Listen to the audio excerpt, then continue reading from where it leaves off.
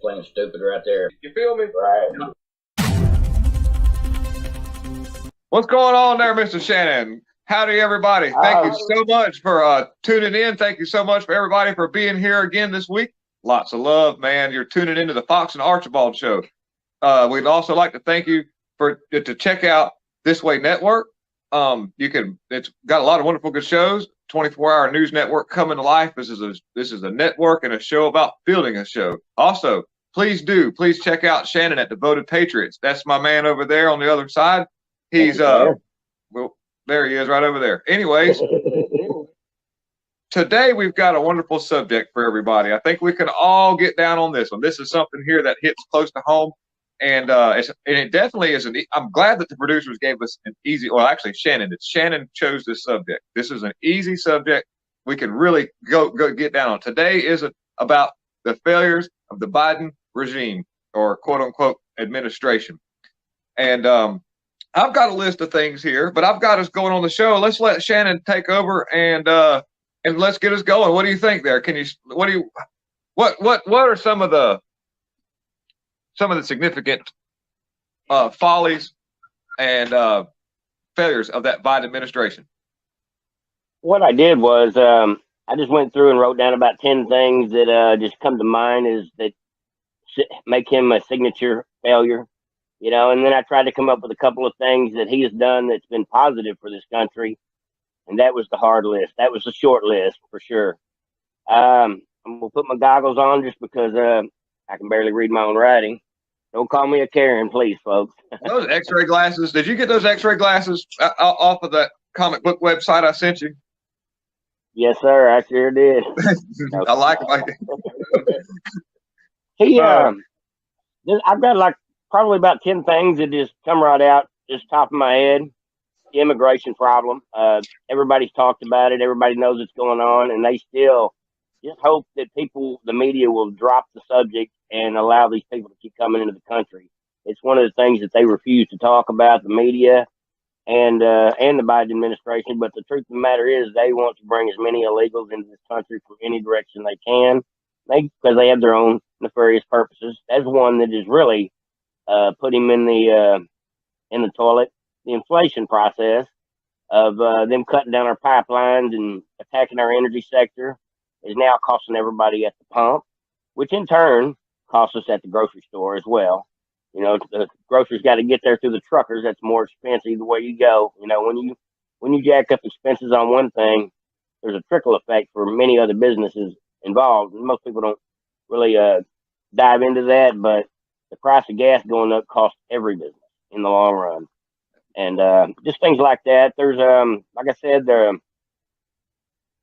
he's, one thing I do say that about him, he's really made himself look a fool on the world stage. That's one of the things that bothers me the most about him. He just looks weak. Yep. And he looks, at this point, he looks desperate.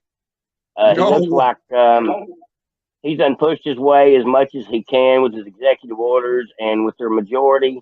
And at this point, they are now scrambling to beg people like OPEC for oil and trying to convince the American people that voter ID is racist. And they're now grabbing at straws. I mean, they're just grasping at air, trying to get a grasp on how they're going to control. I know. Well, as Shannon freezes up, and uh-oh.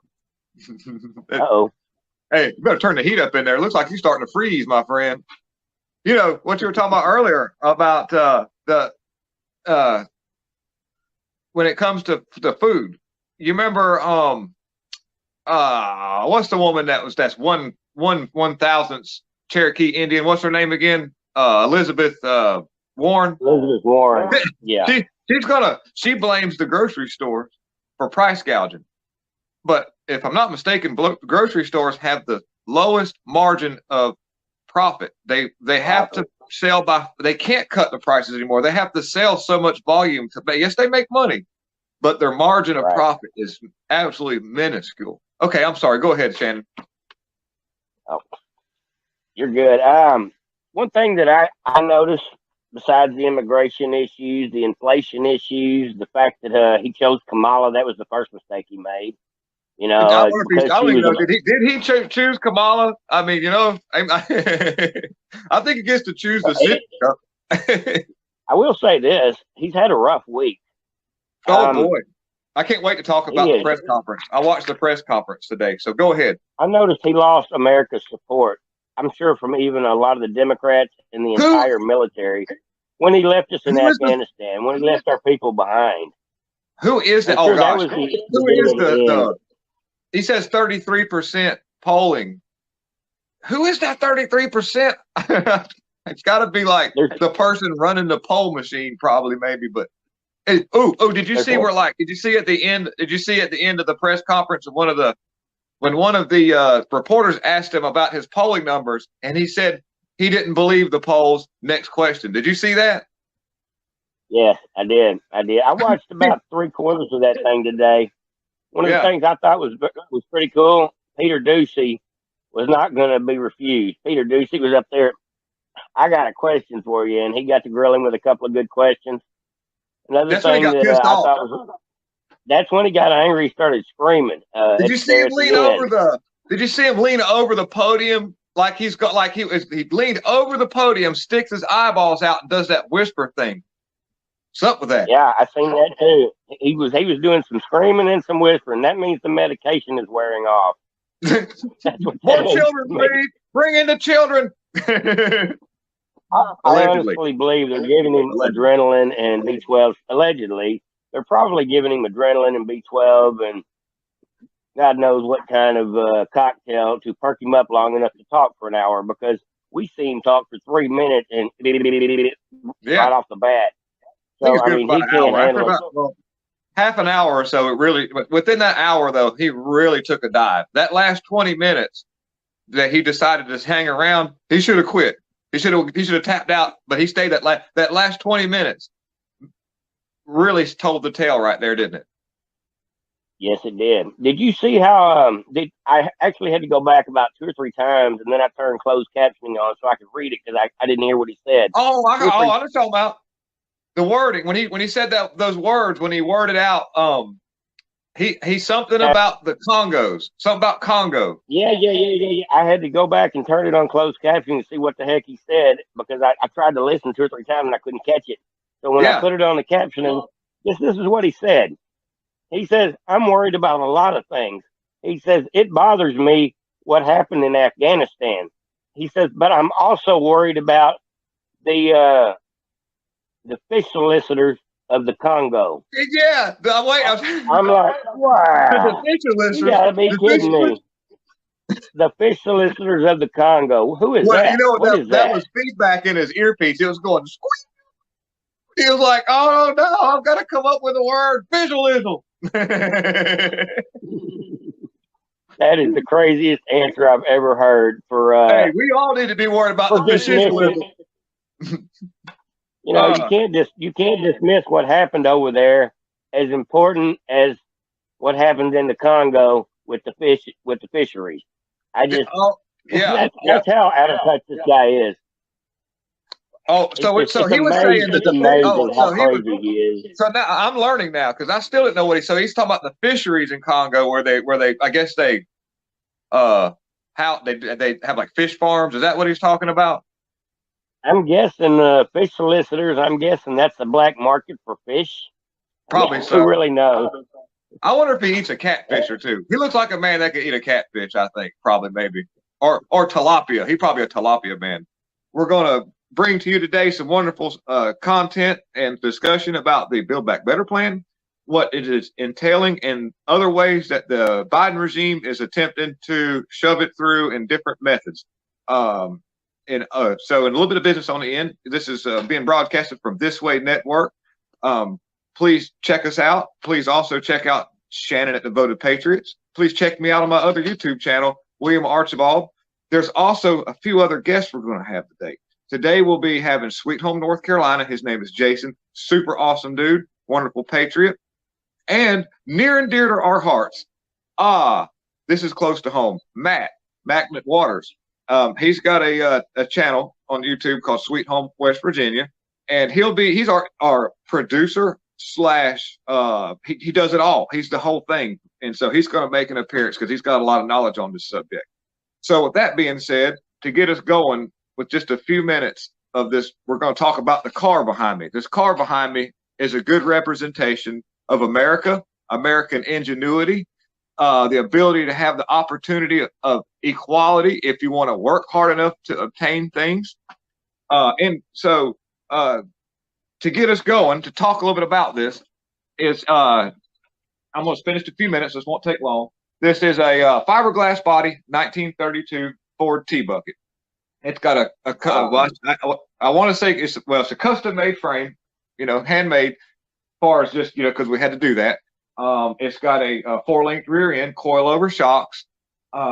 This is a pretty neat vintage 289 from 1965, C6 automatic, and it's got a C6 automatic. Everybody, if anybody's a Ford guy or knows anything about transmissions, why such a big transmission was because what I had laying around. This car here came of a bunch of pieces and parts.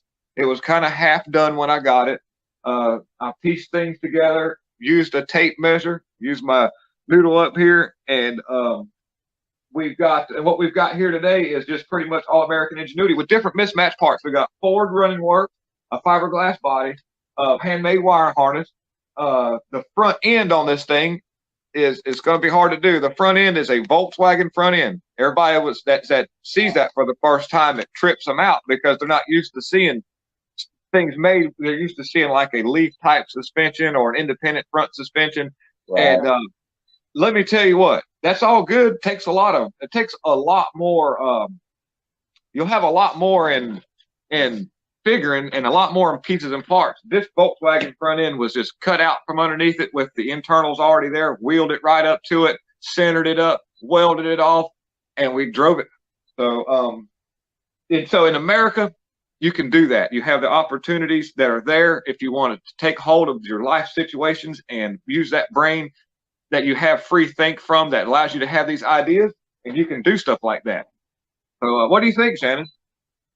I think it is awesome. I want to know, is it for sale? It is a nice car. Well, no, it's not for sale. My wife is wonderfully understanding as far as my hoarding. I have quite the collection of different things at home, which maybe one day I'll bring it up here. We'll do a video on it. I have a 62 Fairlane. That's all original. It's a 4-door V8 car.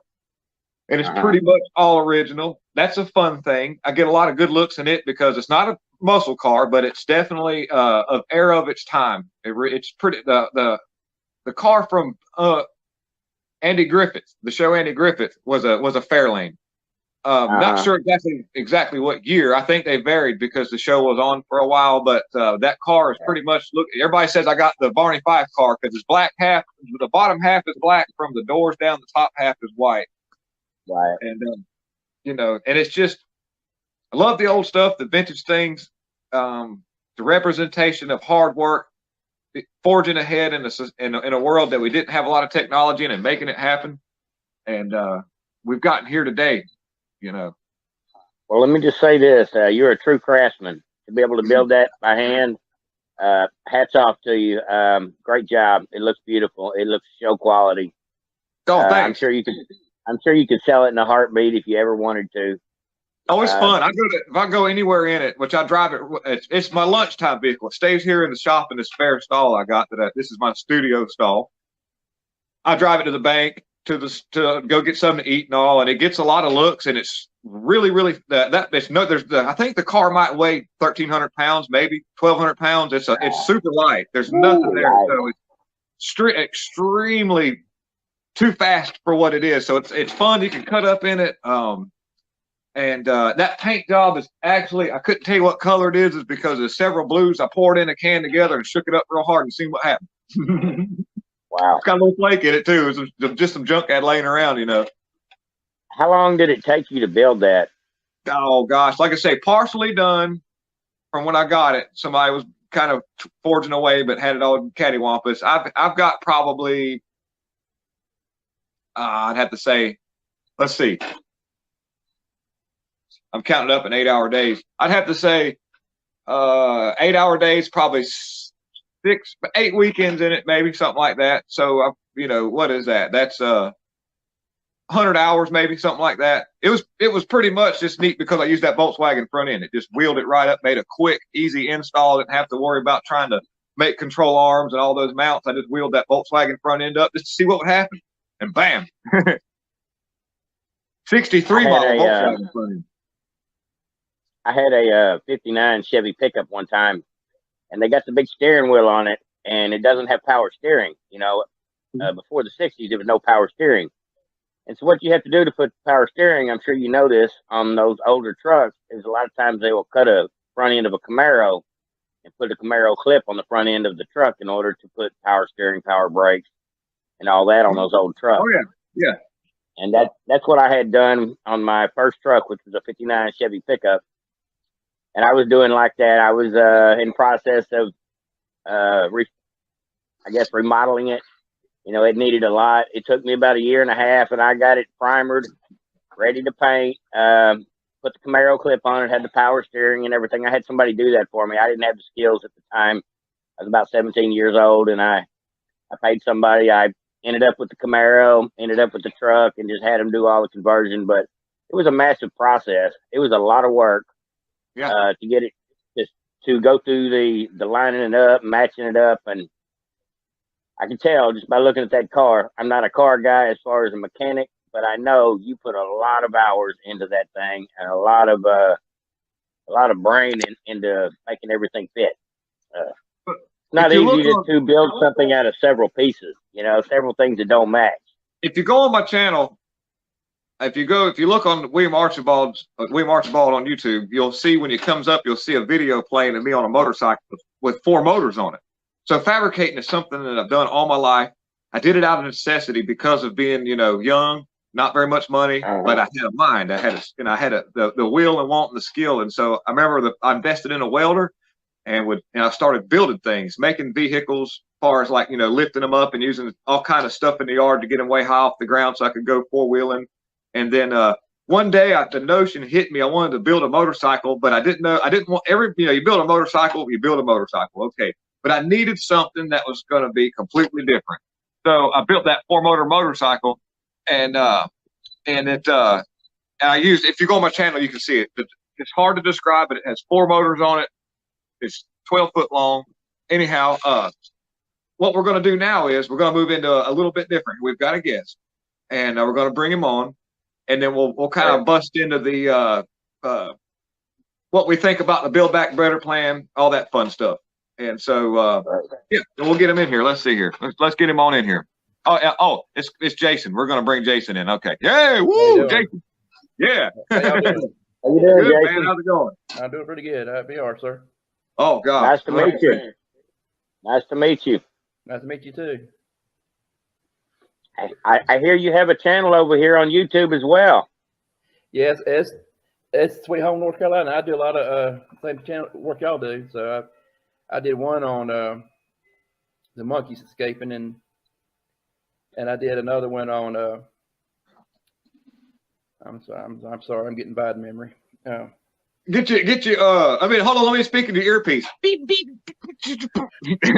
I did one other on they say we should respect Ukraine border sovereignty and stuff. And that's such a I know, because they need to be working on the one down here. Respect the one here. I know that's that is such an ironic topic. Yeah, I said the border is hypocritical, because I mean you want to absolutely. respect Ukraine, but you can't even respect our own. I agree. Well, we've got a couple of guests though. We should bring those in. We should bring them in. Can we bring in the guests right here? Got Dave. What's up, Dave? Looking good. Woo! Yeah, look at that right. Where'd you get that hat? What's up, Jen? Woo! Hi. Hi. Yeah, these are awesome people right here. Awesome YouTubers. Just down home people, grassroots patriots, taking over the mainstream narrative. We are, one thing that's neat about the internet, it does have artificial intelligence. It is driven by the public. And everything we do changes that narrative, and that AI has to be driven in the direction of what we need to happen. So what a blessing to have y'all. Talk a little bit about yourself there, Jen. Let's hear it. Well, my story is similar to Shannon's, that I got started last July. And in California, we were in the midst of recalling California Governor Newsom. And my candidate was Larry Elder. And so I was really trying to do anything that I could to help motivate people. And even though California is very well known for its liberal tendencies and everything, where I am, I'm in the Antelope Valley, and I'm right over the line from LA County. It's just south of us, and I'm in Kern County. And I'm in Kevin McCarthy's district. And then Nunez is the district right north of Kevin McCarthy. So my county is definitely very Republican. And, I see the American flag behind you there, William. And there it is right there. It's sticking out of the top of the 1965 model 289. We're running a vintage dual 4-barrel, dual plane intake from like 1967 Edelbrock, been restored. Yeah. That's America right there. Yeah. Well, in my area, a flag is basically code for Republican. Oh, yeah. That divide and conquer thing is crazy. Yeah. Every neighbor I know of that's got an American flag out is a conservative and was, for Trump, whether or not they could get one of these Trump flags.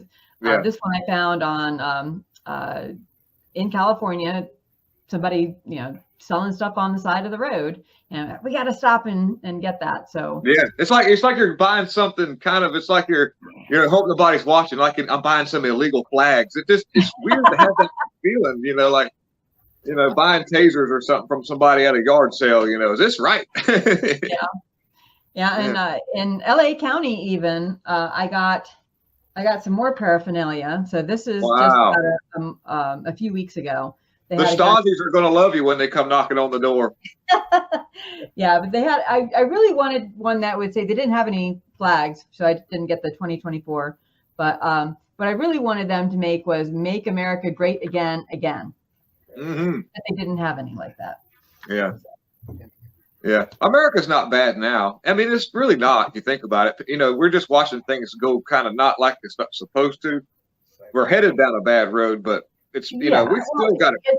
It's the economy. It's the fact that people feel like they can make more money just staying at home and not getting out there and doing things. So it's trickling down to everybody with this lack of supplies. And you go into the grocery stores and you may have whole sections that are just completely wiped out, or you see another section of stuff that is only one deep or has things that really don't belong in a grocery store, but they needed to put something there. I've noticed that here with the Dollar Generals and stuff and the Family Dollars, because we've only got two major grocery stores in Waco, like H-E-B, and they're one's on one side of town, one's on the other side of town. If you don't live anywhere close to either one, then you shop at Family Dollar or Dollar General.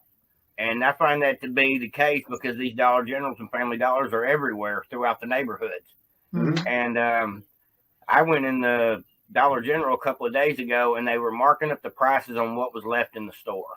Nice price, It was bad. There was probably 20 or 30 shelves, mostly paper products, cleaning supplies. There was no napkins, very little toilet paper, only one brand of like paper towels.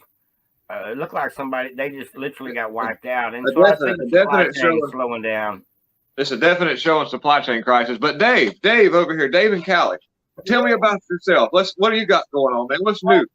First of all, I want to say this is absolutely great. I just never in my wildest dream thought I would be sitting here talking with you guys. So it's a great honor. Y'all inspiration. I remember every one of you when you popped up because my story is very, very similar. I mean, what was it? Doug TeNapel and Mike from Sweet Home was telling, hey, start a YouTube channel. You want to get involved and all that. And I had a channel that I was putting just, local events for the city on, and I was doing a lot of video stuff. And then all of a sudden I said, you know what? I'm going to do something. So I went in, changed the name, took out all the others, and here we are. Yes. So I think I've been doing it about 9 months now. Yeah. But I'm not able to hit it that hard. So I might do one or two 2 a day if I'm lucky. You know, otherwise there'll be a couple of days if I have to work out of town or whatever. Then it's going to be. That's okay.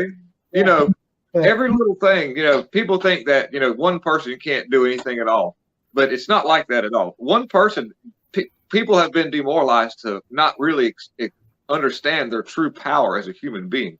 One person is a very powerful person.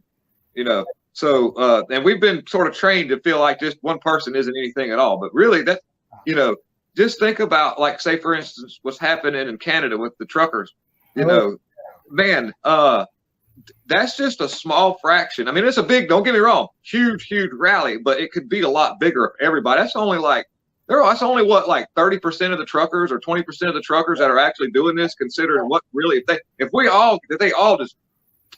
have, one person is very powerful. So doing your YouTube channel and getting content on that YouTube and changes that narrative little by little, has no choice but to go in our direction. Courage is courageous. That's right. Yeah. It should be contagious as well in every way. I want people to, when they listen to my channel, I want them to go tell their liberal friends the truth's out there. Just go check it out. It's over here. These people are telling the truth. They're telling the story like the news will never tell it, like you'll never see on television.